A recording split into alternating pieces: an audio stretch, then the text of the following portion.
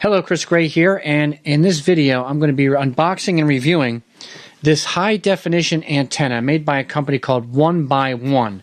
It's their shiny antenna series, and it's a super thin antenna with a 50-mile range, and it has I believe a 20 decibel amplifier that comes in the kit. So if you're thinking about cutting the cable and trying to get some local channels, this would be a great way to do it.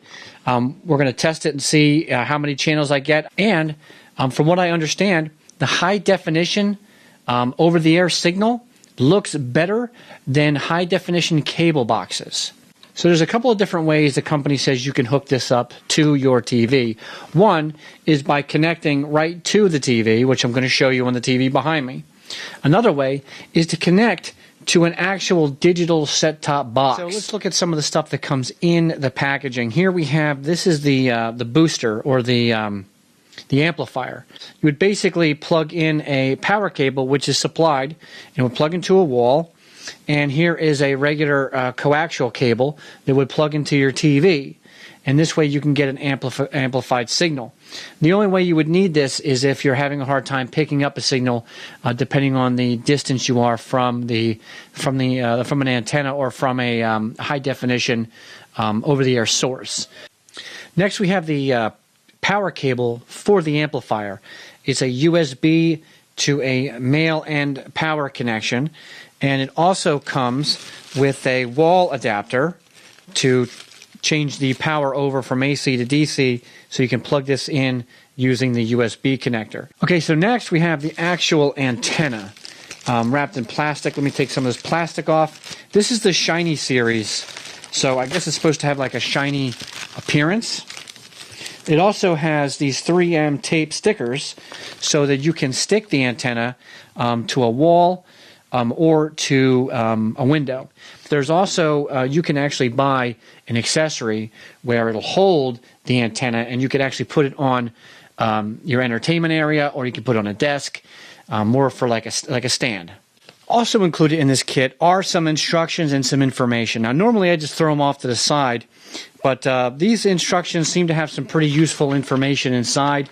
It gives you an idea of how you can install said antenna on the back of your TV. It may be slightly different, but you should have a coax cable input, just like if you were going to plug in a cable box into.